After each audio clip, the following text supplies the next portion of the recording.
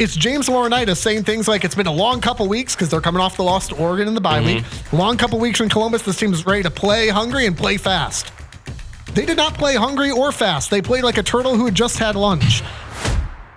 Disney World may be the happiest place on earth, and if you're looking for the least happy place on earth, it's probably this podcast this week. This is the Rivalry Podcast. We're Jace and JP. Why are we not happy? Michigan, because Michigan and Ohio State both looked kind of like trash this week. But they both won. I understand that they both won. This is presented by Elevated Integrity Construction and from River Radio Ministries. I'm actually doing probably better than you are this weekend. I'm fine. Are you? I am. Because when people say things like, hey, I'm fine, that usually means that they're not. Oh, no, I'm fine. I'm completely fine. We'll get into all the Michigan State, Ohio State, Nebraska, all that good stuff, preview the upcoming weeks. But first, let's open with a little bit of a wheel route. And as always, you can subscribe wherever you're listening to podcasts right now. And be sure to follow on social media at RivalPod and online, rivalpod.com. Ooh, I was hoping we would get this one. If you're not watching on YouTube, same handle at RivalPod. Biggest name hitting the portal postseason. Yeah, who do you think? I feel like this is an impossible question. Well, it's all speculation. That's the fun of it. Obviously, you don't know. Wide open, man. You don't know. The biggest name hitting the how would you even determine that? Like, give me a name. Give me a name right now that you're like, oh yeah, they're going in the portal. How do you know? You so don't I'm going to go that. for my own team. I'm going to go for my own team. And I know this isn't going to be a crazy big name to some people, but I think for Ohio State fans, it would come as a little bit of a surprise. Brandon Ennis. I think Brandon wide Ennis. Receiver? I think wide receiver Brandon Ennis. He was a 5-star guy. He kind of, and I think I said this to you this past weekend, reminds me of Julian Fleming, where he comes in and you can see that the talent is there, but he's just had so many guys better than him just taking the spotlight. And I think with the guys that Ohio State has coming in, I just don't think at some point when you're a guy like that and you know you've got talent and you know you could be starting at many other places, you've got to start to look at your future a little bit and you've got to start to wonder, okay, I'm not taking a Jeremiah Smith. Carnell Tate still has some years left in him. You look at the incoming class. By the way, Carnell Tate is not that far removed from Brandon Ennis. They both kind of fade in the background for me. See, I think Carnell Tate is an underappreciated receiver, whereas Brandon Ennis, I don't really think he's made any plays this year, but he was talked about. I mean, last year he had a play, I want to say it was against Purdue, where people were kind of like, okay, we can see what this guy's got. Next year he'll play a pivotal role. And he just hasn't. He's been basically a special teams guy, punt returner, kick returner type of player. And I just think at some point he's going to evaluate what his future looks like at Ohio State. And he's going to go, okay, in order to make my dream come true of playing in the league, I've got to go somewhere where I get the opportunity. And I just don't think he's going to have that at Ohio State. I have no idea how to answer this question. Go from your own team. Like, what's a player for Michigan? Hit the portal. The only one that I think I could remotely go, okay, yeah, I could see that at this point is probably Jaden Davis. I was going to say Jaden Davis. And again, maybe. That's not me saying that I think he will. It's just quarterback tends to be the position where if you know you're not going to play, you might do it. And so for me, it's a big question of like in the offseason. I mean, it all depends, right? Yeah, I mean that's like the whole point of this. It's all speculation. Michigan could I think very easily say Jaden Davis is the guy and start next year. The only way that doesn't happen though is if you go into the portal, which is something that I know a lot of Michigan fans are pushing for. I don't particularly at this stage in the season. You know, I'm so focused on this year that I don't really have an opinion or a thought on should they or shouldn't they, because I've never seen Jaden Davis play. I think he should be the guy, frankly. So I guess I do have an opinion. Yeah, I think he should be the guy. Opinion. But regardless, if Michigan goes into the portal for a quarterback, which you know, who knows? Maybe they do, maybe they don't. If that happens, then I think it's hard to see Jaden Davis sticking around because you've also got guys like Carter Smith and Brady Hart coming in. Bryce Underwood is still a big question mark. Michigan has been making a very strong push to flip him from LSU. That changes things. So I guess Jaden Davis, but I feel like this is speculation. Even I feel weird trying to speculate on. I love those kind of questions. You start to guess. You start to get excited about. I think the NIL you let your little brother get the lead, get him excited. Wow. Let's come back and take it back. Let's talk Michigan. Before we do, though, want to mention again on social because we had quite the day, what a wild Saturday. The weekend on Saturday where you start off in Columbus on the field at Ohio State, Nebraska. You left what? mid-second quarter, somewhere in there. I don't even know if I made it that far. I left, so this is the point of the game. Yeah. If you want to timestamp it, At I Rifle was Pod, right by the way. outside of the stadium when the fireworks went off to Jeremiah Smith's 60-yard touchdown grab. Okay. So they were up 14-3, but I had already left. You were booking it already. I was literally right outside of the stadium as that touchdown occurred. Got some photos, saw the entrance, shake babies, kiss hands, whatever, and Saw then Eddie booking George. Walked by Eddie George, was intimidated by Eddie George. As many people have been over the years. That guy is a machine. So document that at Rifle Pod, Instagram, Twitter, whatever. And then you booked it. We met up in North Ohio, where you're at. Drove up to Ann Arbor, got into the big house, and next thing you know, so you were on the field. You've got to be the only photographer in the world who's been on the field at Ohio Stadium and Michigan Stadium in the same day. Honestly, it was a crazy, probably once in a lifetime trip. It was sad, awesome, though. I am sad. I'm disappointed in myself with one thing. I was talking to our producer, Eric, about this right before we got in here. I missed my shining moment. And it's going to be one of those things that for the rest of my life, I'm going to think back and I'm going to live with regret. There was a point in that game. I don't remember where it was in the game. Michigan game? Michigan game. Okay. Michigan had the ball. And Davis Warren threw a post route to the outside of the end zone, right where I was at. Ball came perfectly to me, and I moved out of the way. Instead of catching it? And I should have one hand snagged it. Failure. I should have, it blasted the guy beside me pretty hard. He fell to the ground. But I should have went. Could have saved his life. I should have taken the chance, and I should have one hand snagged it, and then I should have done like the glue on the hands thing. Because I would have been all over Sports Center. You would have. And I didn't even try. It's not that I tried and failed, because I could have lived with this that. This podcast could have gone viral. How dare I? Our budget would have exploded, by the way, at rivalpod.com if you want to support. That would have been the best receiver Michigan had. That's so hurtful. But weirdly true. So, yeah. So, anyway, we've got that documented. We've got more documentation coming. We've got this thing we're working on where you got pictures of Ohio State coming out of the tunnel and Michigan. We're going to side by side that thing. It's going to look awesome. So again, at Rival Pod, wonderful experience. The last thing I'll say about that is we, at like 1 a.m, we stayed at a Red Roof Inn Plus outside Detroit. Didn't even know those existed. No idea what the Plus is. Can we say what that experience was like? I don't want to bash them, but I feel like this. They're not a sponsor yet. I feel like the stuff that we had happen. Is it appropriate? Let's put it this way. You get what you pay for. We just needed a place to sleep, and we did have that. The floor was sticky everywhere. The TV did not work. The AC. No, granted, it's 1 a.m. You should be going to bed, but we also hadn't eaten, so we're trying to eat Colorado a was McChicken. also playing Cincinnati. Colorado was on. So I'm trying to eat a double floor cheeseburger. is like sticky. The TV doesn't work. The AC unit just shuts off randomly. And then if you go into the bathroom, pair of socks, pants, undergarments, etc. Just there. Not ours. So that's I think that's key. That's key to the story. If somebody else had their clothes in there. I have no clue what the plus is. More like a Red Roof minus. Am I right? I did not sleep, so I don't know where you got that from, because I was nervous that somebody had already been living there and they were going to come back for their clothes. It's not great, Bob. It was a time. All right, let's talk Michigan, because Michigan, here's going to be my big thing with the Michigan State game is Michigan fans, you've got to acknowledge, like, this was a rock fight. This was exactly what I expected it to be. For the second time in 3 weeks, I think I was like a point off on my score predictions. I had the 31-30 Oregon-Ohio State game was off by like a point or two. I had this one as 23-16 Michigan. So pretty darn close there. This is exactly what I expected. It was a rock fight, and let's not act, Michigan fans, let's not act like Michigan has suddenly fixed every problem and is going to make a deep run here. That's probably not going to happen. That aside, I don't care. Because you have 2 jobs when you play a regular season. In Michigan's regular season, I understand, like, you're always looking at the Big Ten championship, national title. I get that. In the regular season, you have 2 games on your schedule. It's Michigan State and Ohio State. You got the first one done. That's all that it can look like whatever. And it did at times in that game. Oh yeah. But if you're Michigan, you're sitting pretty going, that is one of the worst. That's the worst team that we have fielded in a decade. One of the worst that we fielded in probably 25 years.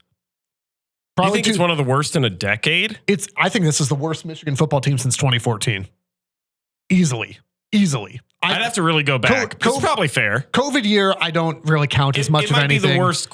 It's the worst quarterback for sure. It just maybe the worst quarterback play since 2008. But it's you've got, in whatever sense, however you want to break it down, one of the worst teams Michigan has fielded in the last 2 decades. And you still beat Michigan State. Like, you have to feel good about that. You can strike the pose. You can do the whole thing. There were things, though, from a Michigan fan that you had to feel good about after that game.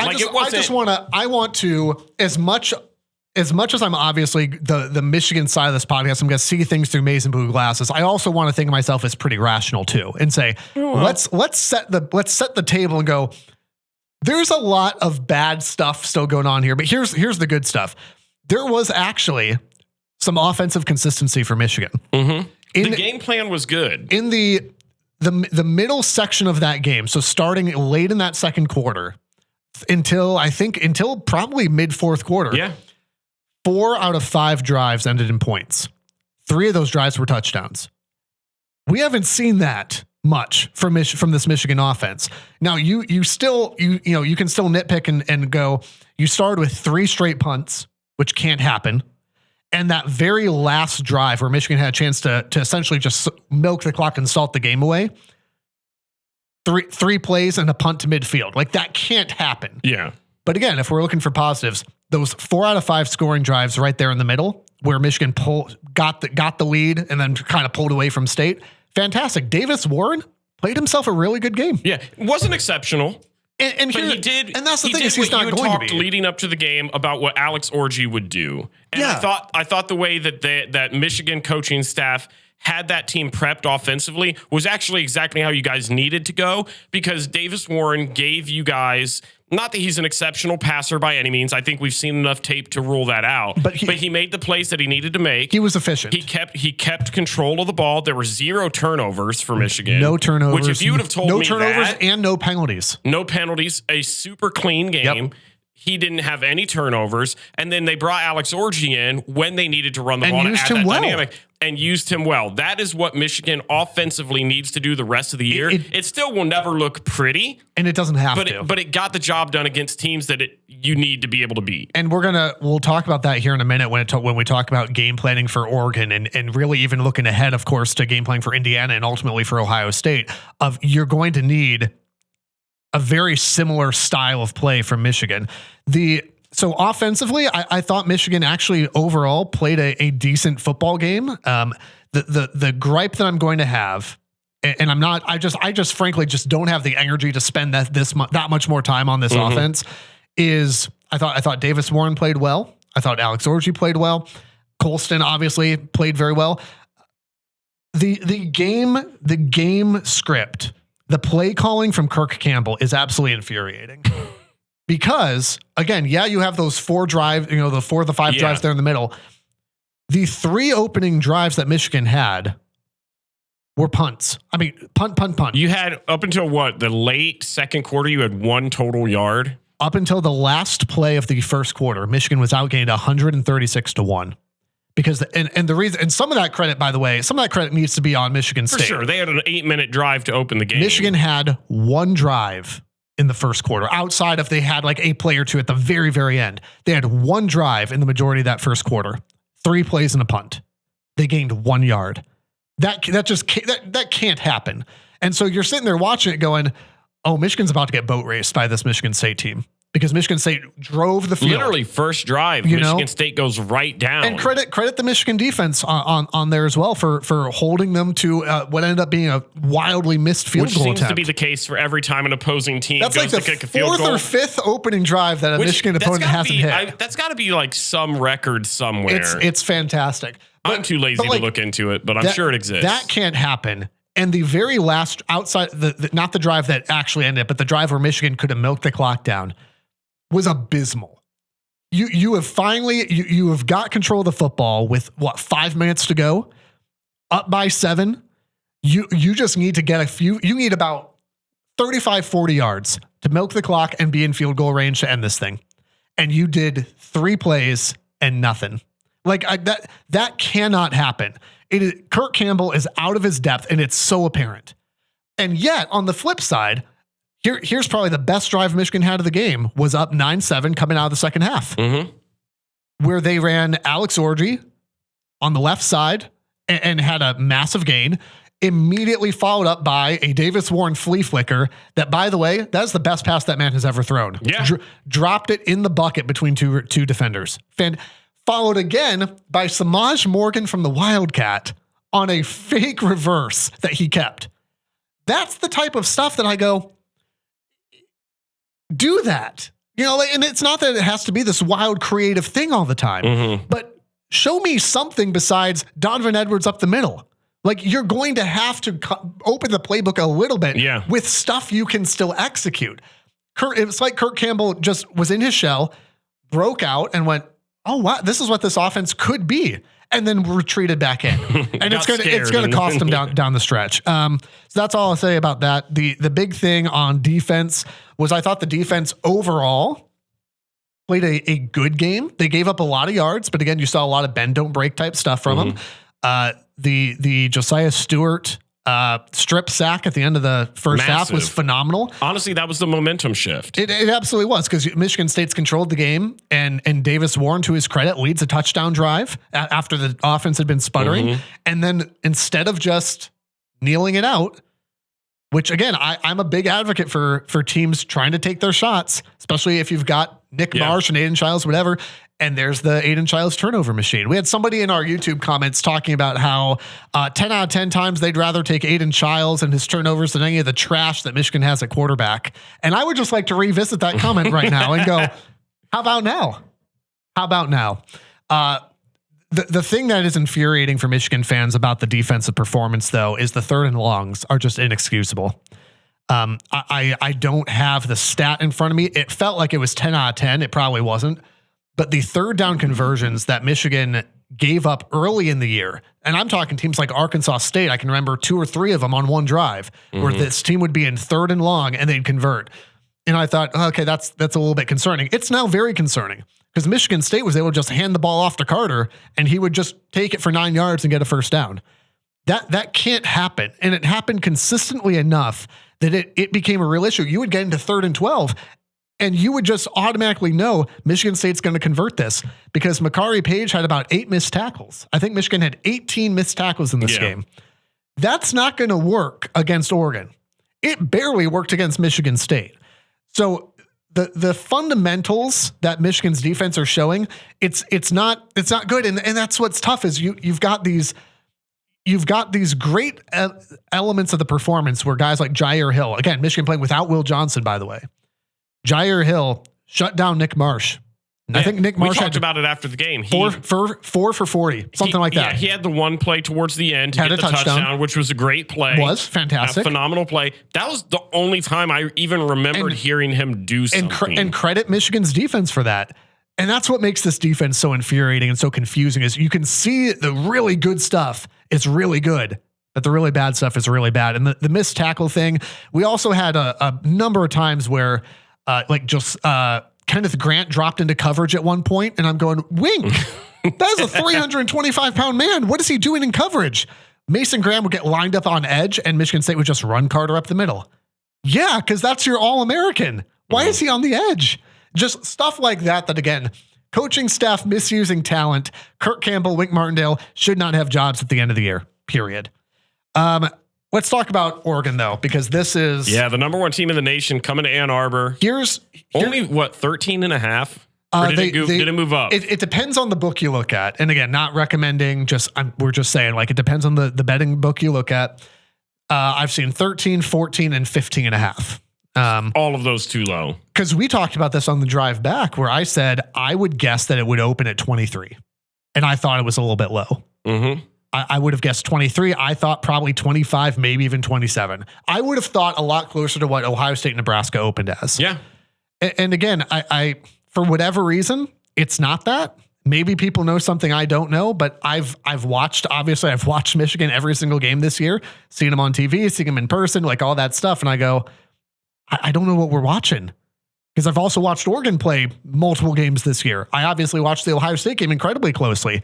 And I don't know how you look at the stratosphere Oregon is playing in and not even Michigan, but just and everybody else, or every team that's not, Ohio State, Texas, Georgia, whatever, I don't. It doesn't matter at the end of the day, but I was surprised by that. 13 to 14 point loss from Michigan is a win, right?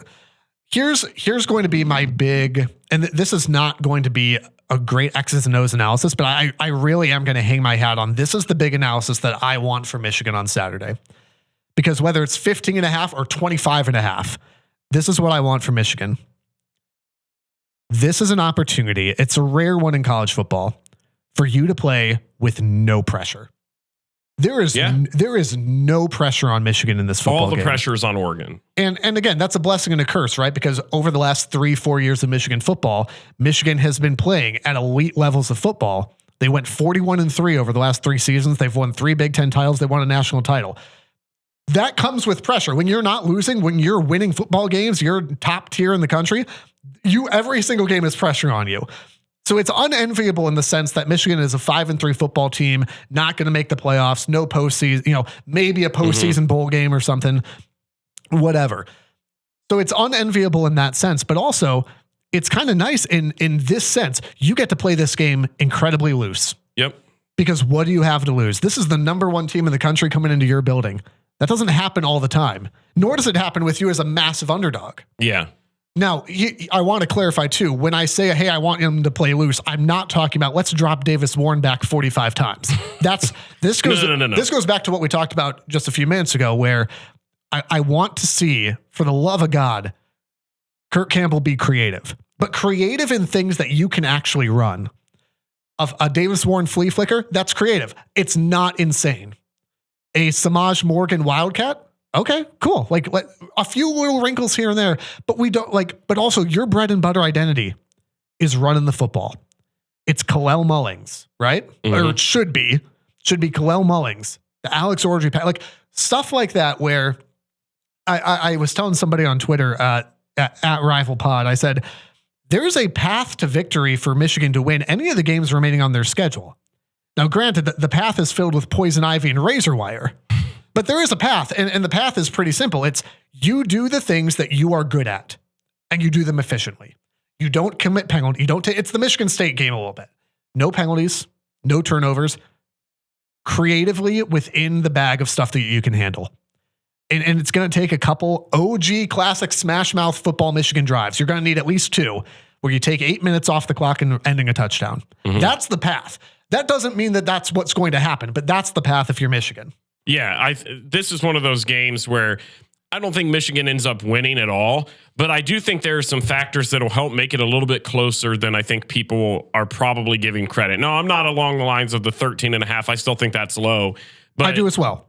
Yeah, everything I'm saying is a preview, not a prediction. Being at the 2 games that I've gone to at Michigan this year, the one thing that I respect the heck out of that fan base is they show up. That is a tough place to play. 110,500 for a 4-3 rivalry match. Yes, and it was electric. I mean, as a football fan, it was loud. The crowd was into it. And you're crazy if you think, even as bad as this Michigan team has been this year, that they're not going to be that way Saturday against the number 1 team in the nation. It's what Colston said, where it's like, you've got a chance to play season spoiler. Yeah, and that's the attitude that you got to have. And it's going to be a tough place to play. But if you're Michigan, you've got to find a way to keep them involved. And if you go down 2 scores, that crowd is all of a sudden going to be dead. Yep. And all momentum is going to be lost. There's not really much else to say. I think Oregon's offense is too high power. I just don't trust, even with Michigan doing everything right, I don't think it's enough. I still think Oregon is significantly too good. I don't think it's even going to be remotely close. I have Oregon 38, Michigan 10. Yeah. Oregon has scored 30 plus points in 8 out of their 9 games. The only one that they didn't was, ironically, their opener against Idaho, which we all kind of looked at. And here's what's fascinating about Oregon. I was thinking about this. Is everyone looked at the Idaho game, and rightfully so, and went, what is that? Because I'm 85% sure that I picked Oregon to win the national title. Even before everybody knew about Ashton Jeanty, when they struggled a little bit against Boise, everybody's like, "Whoa, what is that? What is Oregon?" But now we know exactly. We know what's that, brother? Ew, brother. Ew. But yeah, and now you look at it and go, "All right, that's a pretty good win. Yeah, that's a pretty good win." And they have Again, not necessarily by score given the Ohio State game, but like they have played dominant football. They played almost flawless football from there on out. 30 plus points in 8 out of 9 games. I will say this is a factor. Again, I don't think this is a determining factor, but this is just their second trip off the West Coast. They've either been at home or they've played at UCLA or they played at Oregon State, or like they've been on the West Coast. Their only other trip was to Purdue, which also doesn't really count. Okay. So this is their first major road trip of the season, off the West Coast, at least.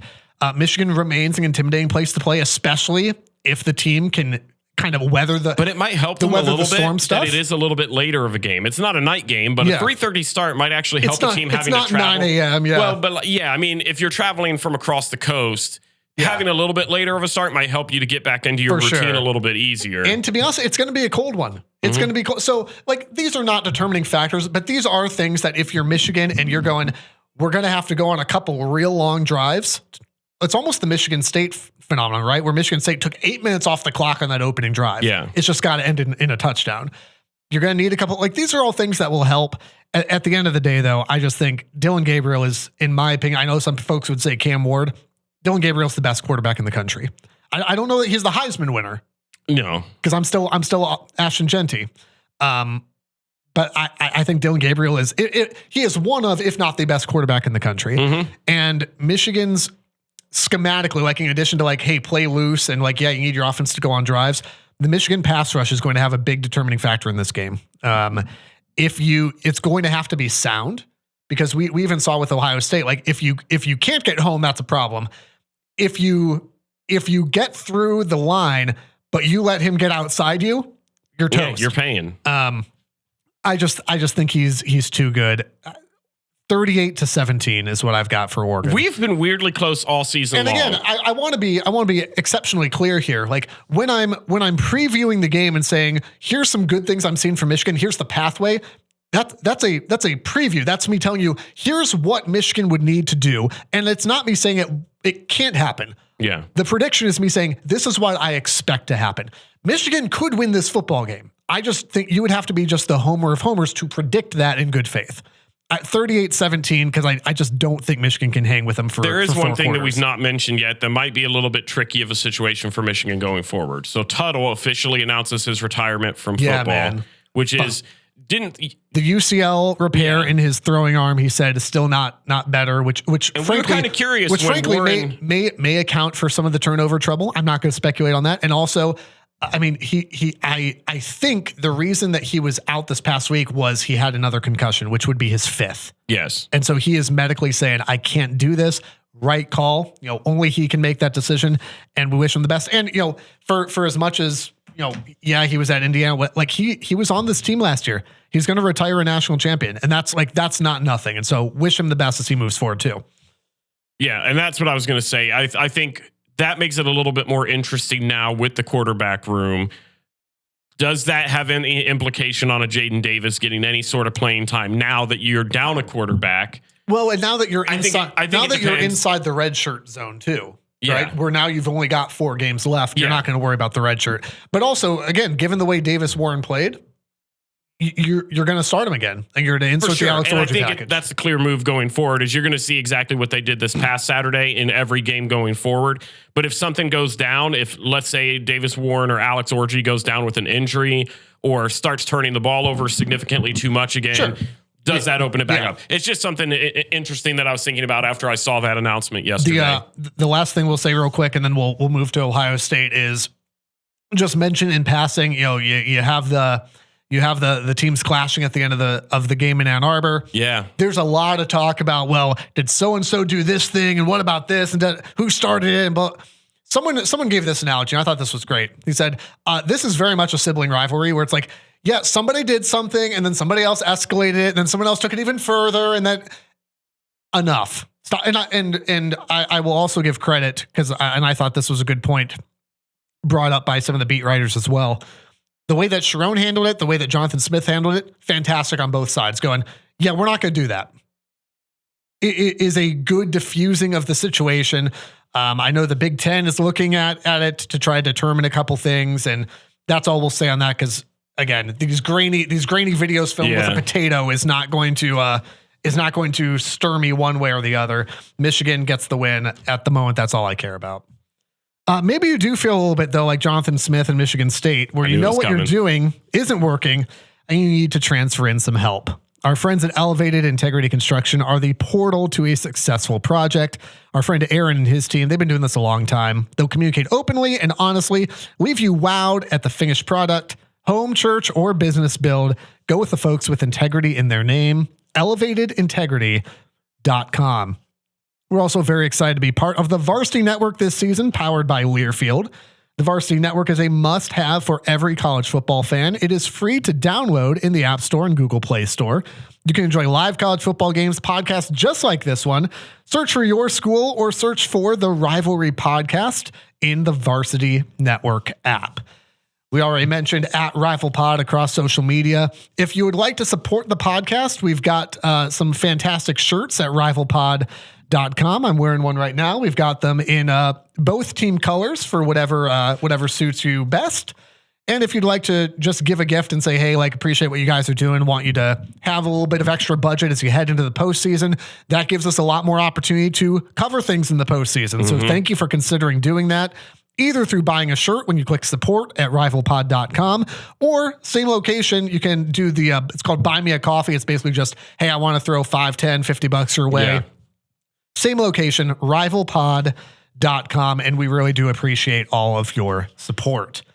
There's a missed chance on that sponsor read there to throw some shots at Aiden Childs. I'm a little disappointed in you. You know what? You want to be like Aiden Childs, and you two are feeling pressured to start that new build. Why don't you just go ahead and turn it over to Elevated Integrity? Wow. Do you want to start doing these next week? Please. It almost became about Ryan Day and the offensive line, but I thought that we could get into that first. You need to rebuild an offensive line, much like Ryan Day. Go with people who know how to build something. Who know how to build an offensive line. So, yeah, talk to me about. Let's talk about Ohio State, Nebraska. Speaking of 25-point spreads that did not go the way they were supposed to. I think it's one of those things. It's easy to overreact, and I think it's rightful to kind of open your eyes a little bit and see the tape, the caution tape. But there were so many Buckeye fans that were just giving up already, and I hate that side of the fan base where it's the second something doesn't become a blowout, the panic button sets in and it's just irrational. And I also hate the other side that disregards it completely. Like, hey, we got to win. And I think both can be true. You've got to meet in the middle when it comes to games like these. A win is a win is a win. You came out of the game. Yeah. End of the day. Yes. End of the day, you got to win. The negative is you saw some flaws. That offensive line, if you play like that against a Penn State, honestly, even a Michigan, Indiana. Because for whatever else, and this, I won't turn this back to Michigan, but like for whatever else Michigan doesn't have, what they do have is a darn good defensive line. And I saw people that were ripping Will Howard this past weekend. He had the one bad interception, but he just didn't have time. Yeah, and that's not a quarterback issue. That's not his fault. I agree. And so ripping on Will Howard it's not his fault. The run game, what are they supposed to do when they're not getting blocking? Holes aren't opening. You can only do so much. The defense, people wanted to rip, other than Davison Igbinosun, who had some really bad PI calls. Goodness gracious. Not that they were bad calls from the officials. He was absolutely penalized. It was either back-to-back plays or the same drive. It was the same drive where he had 2 or 3 pass interference calls. That simply can't happen. Because what happens then? You become the target. 100%. It's the same thing you saw Oregon and Denzel Burke. Yep. And I think that's my biggest concern going forward is I thought the defense is what was kind of talked about all offseason as being the experienced bunch. They're the ones that I have the biggest question mark going into, not even necessarily the offensive line. But I will say this game specifically, while I didn't love seeing that and I didn't like seeing Denzel Burke against Oregon getting burnt, the defense was really the only reason that this team was in this game. The offense wasn't able to move the ball. I left the stadium to get ready to head to Michigan when it was 14-3. Jeremiah Smith had just caught a 60-yard bomb. And so I left after that.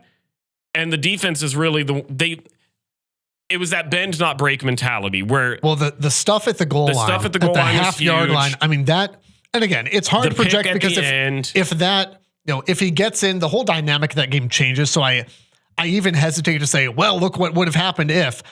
But there's obviously a sense in which you look at that and go, if he gets in there, I mean, there was a point where, frankly, there was a point in that game late where Ohio State was fortunate to not be down by 2 scores. Yes. Well, and then you look at this game too, and there's so many different angles you could choose to talk about. So we obviously talked about the offensive line. That needs to be corrected. You were at the end of the game. You were on your 3rd string tackle. So let me ask this, and I'm genuinely asking this.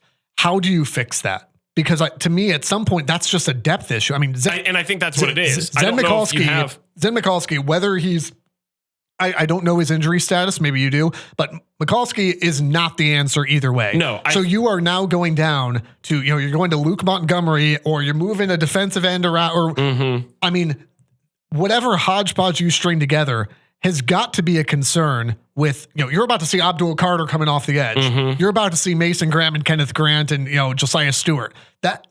That's an issue because of all the things you said where Will Howard played again. Will Howard's frankly, Will Howard's been playing better than I gave him credit for. Will Howard is a good enough quarterback to win you a championship. If he has time. If he's got time. But I think that's true for any quarterback. 64. And again, I agree that offensive line is the issue. Regardless though, 64 rush yards for what is arguably, and I'll say it, what is arguably the best running back duo in the country.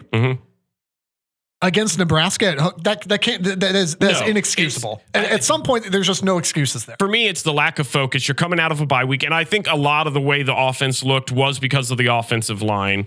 But I think there were other things about that game that I wanted to hit on as well. I think, and we've talked about it, and I'm not going to turn this into a let's rip Ryan Day fest, but I do think. Are you sure? Because we could. We have a few things. I'm sure you're ready. And I've had plenty of moments on this show where I've questioned moments of his career, but he almost had another one on Saturday that would have cost him his job. Yep. The end, it was in the 4th quarter. Nebraska was driving. It was right after Arvell Reese had the targeting call that was egregious. It got called back. Well, the targeting didn't, but it was ruled that it was called wrong on the field. Yeah, so they submitted it to the Big Ten. He will not be suspended. He will not be suspended the first half, which I watched the replay because we were driving and I couldn't see the play, so I had to watch it later. So I ran it back in slow-mo. What they ended up ruling on the field was that it was targeting. The targeting ruled was what caused the fumble.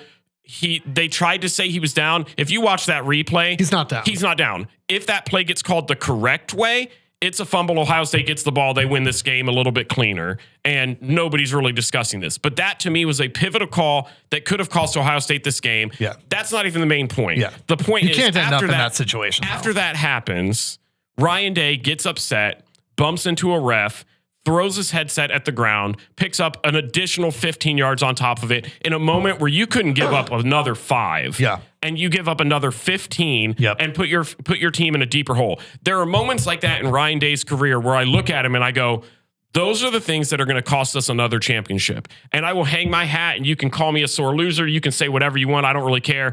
I look back at the Georgia game. Ryan Day cost us a championship that year. Yes. I think if you have a coach that's a little bit more aggressive, a little bit more experienced, a little bit cooler head, Ohio State wins the championship that year, and it's not even a question. Well, we beat Georgia. I mean, you're up by 2 scores with the ball at some point. And you can live in the past, whatever. Yeah. I don't want to dwell on it too much. But the past is the present, is the future for this team. I stand on that opinion that I truthfully believe Ohio State is the reason, or Ryan Day is the reason Ohio State didn't win a championship that year.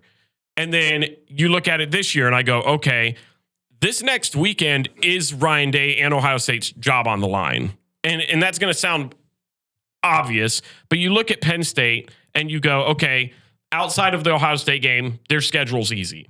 If they beat Ohio State, they're going to win out. Yeah, they beat USC on the road, which was a good win. I get USC is USC.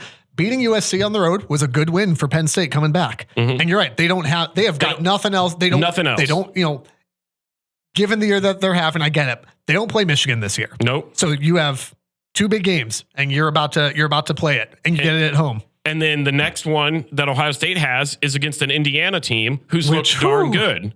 And so you look at this, and you go, Curtis Rourke, by the way, likely to be back or potentially back this week. Yeah. If he's not, he'll be back for the Michigan game. We'll certainly be back by the time Ohio State comes. And I think, honestly, if Ohio State drops this game to Penn State, it doesn't even matter, because at that point, Oregon's going to win out. They don't have a tough schedule Penn State's at all. going with them. Penn State's going to go with them. There's your Big Ten championship. Ohio State doesn't make the playoffs without a Big Ten championship. See, I think there's a number of other factors there. Here's the biggest thing that you would miss out on, besides obviously winning the Big Ten championship, is Oregon Penn State sets up really nicely for Oregon to, let's say, I would assume Oregon would win that game. Oregon to be the 1 seed, and Penn State has a really good shot at that 5 spot. And that's what everybody's aiming for. Which that 5 spot, and again, playoff game is a playoff game. That 5 spot would get the 12 seed, and then they'd get to go play probably like BYU or Iowa State. Would much rather see that than Georgia or Texas or whoever else. And Ohio State then would be forced, if they did make the playoff, which they still could, though strength of schedule is going to hurt them because you've played 2 big games and lost them. If you get in, you're getting in as 10, 11. It doesn't feel good. You're going to Tennessee. You're going to and I don't think Alabama, whatever. I don't think it happens. I think if Ohio State loses, I just don't see the way the committee puts them in. But if you're looking at Nebraska, because I want to go back and spend a little bit more time on that. So you're looking at Nebraska. Dylan Raiola did not have a phenomenal game. No, he didn't. He was fine. You didn't let him. He missed some wide open. He missed some very, very wide open throws. So I'm looking at this and I'm trying not to overreact because the offensive line, who knows what could happen? It's not great, but you could correct it with some coaching. It's guys that weren't necessarily expecting to have to, like Luke Montgomery wasn't expecting to have to go into that game. Not saying he wasn't mentally ready for it. No, I gotcha. He's a young guy. We saw issues with Michigan's offensive line coming into the season where even if you knew you were going to be the start, like you had all these back and forth. So it's like, wait, who won the job? Where when you string guys together, it takes some of it's the not chemistry, an excuse, but it takes time to gel. They don't have time. Yeah. You go to Penn State. It's not the right time to have this, but I also want to, I think the biggest thing, and this is what I'm going to rely on, just so I can mentally be in a healthy spot this week, is I would rather you be in a horrible spot. Frankly. I will become Friday when I'm at Penn State and I'm nervous about the game the next day, but for me, I feel like every team at least once in the year has a game where they look like this, where people are scratching their heads going, what in the heck did we just see? We talked about it literally at the beginning of this episode with Oregon versus Idaho. Sure. And you're looking at this, and granted, that's week 1 versus where we're at now. Fair. But I think you can always, if this starts to become a routine issue, then it's more obvious of, okay, this is a glaring issue that needs to be addressed. And I think obviously this isn't the ideal time to have an issue like this pop up. But I guess it all depends how they play Saturday. Well, I think there's a lot of interesting storylines to this game Saturday at Penn State. You got the Julian Fleming transferred. Julian Fleming revenge tour? Yeah, no, he transferred out of Ohio State to go back home where he's from in Pennsylvania to play for Penn State. He's going to want to prove something to his former team. Yep. And I don't think it's going to be a bitter thing at all, but he's just going to he's going to want to showcase his talent. It's the same as Will Howard saying, hey, they didn't think I was good enough. I guess we'll see. And then, you just mentioned it. The Will Howard coming out and saying, I grew up a Penn State fan. I wanted to play there my entire life. They didn't think I was good enough. I guess we'll find out if I was Saturday. I love that. But then the thing that I think is funny, and I don't know if you saw this, did you see James Franklin's press conference where he was talking about the Ohio State defensive line? No. He was talking. Is Big Game James running his mouth? Yes. And if I am an Ohio State coach, I'm sitting JT Tuimoloau in a room and I am playing that on repeat. I'm not letting him go to class. I'm not letting him. He ain't here to play school. He's not practicing. I am sitting him in front of a TV and I'm replaying this clip because James Franklin's sitting up there and he's reading through the list and he goes, Jack Sawyer, blah, blah, blah, JT Tuimoloau. I hope I pronounced that right.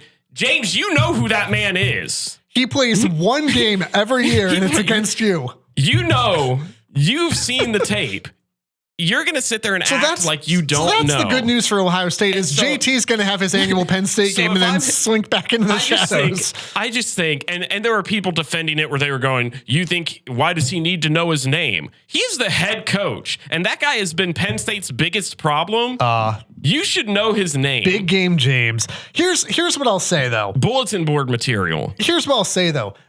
And actually, like, that leads right into it. Like, the bulletin board material thing, like, here is my genuine angsty question for Ohio State fans. It's not even for you. It's just in general. Are you not tired of Ohio State and their staff running their mouth and trying to find bulletin board material or try and put here. Are you talking about what Will Howard said? Not even what Will said. Ohio State for years now have been the kings of running their mouth and winning nothing. This goes all the way back to Ryan Day with it. I'm going to hang 100 on him, and he hasn't won the game since. That's just being a competitor. No, but I don't think so. So you always try to find an edge. Let me even come back to just this week in particular, because it's been what's in the dark will come to the light from Brian Hartline. They got curb stomped at home. Here's this week. This week was Ryan Day in the Skull Session saying, today is about action, not about words. It looks to me like it was about words, Ryan. It's James Laurinaitis saying things like it's been a long couple weeks because they're coming off the loss to Oregon in the bye week. Long couple weeks in Columbus. This team's ready to play hungry and play fast. They did not play hungry or fast. They played like a turtle who had just had lunch. Like, at some point, are you not tired of coaches and staff running their mouths about stuff that doesn't matter? This is a tough team. It's a tough team right here. I think it's obvious. It doesn't matter. I would be losing my mind as a Buckeye fan going, Ryan, enough. Just coach the darn football game. It's obviously the answer is yes. If you go out there and you talk and you're not performing, then absolutely. Like it is every week. But it is every week. I think that's just part of being a competitor. I mean, you watch all the Kobe documentaries or the Michael Jordan documentaries, and I'm not saying that they're goats compared to Ryan Day or any of the coaching staff, but if you talk to a high-level athlete, they're always looking for something to give them that competitive edge. So them going and saying that's just coach speak. I'm not concerned with that. The thing that I think makes this different, but it reflects in the culture of the program, though, where you say we're going to be this one thing, and consistently you are not that. It's different this week when it comes down to the players that are doing the ones talking. I'm not worried about that. I think the Will Howard thing, fantastic. And that Will Howard was right at the line of like, it's not cocky, but it's confident. I have no issue with players saying stuff that. That's an obvious question. It's the coaches. It's Ryan continuing to just run his mouth and we're this. Ryan, you're not. We talked about big game James. Big game Ryan ain't much better. No, okay? I wouldn't disagree with you there. We've beat around the bush here. The big story as well. Number one, Abdul Carter against that offensive line is going to be a big problem. I think Drew Allar is a game time decision. But also, Bo Pribula had a really nice game against Wisconsin. But as a backup who did not expect to play in that game, came in and had a really nice game. Yeah. Penn State probably needs Drew Allar in order to win that game. I'm not saying definitively, but they need Drew Allar to win that game. Mm-hmm. The other big thing I'd watch is Penn State's tight end, Tyler Warren.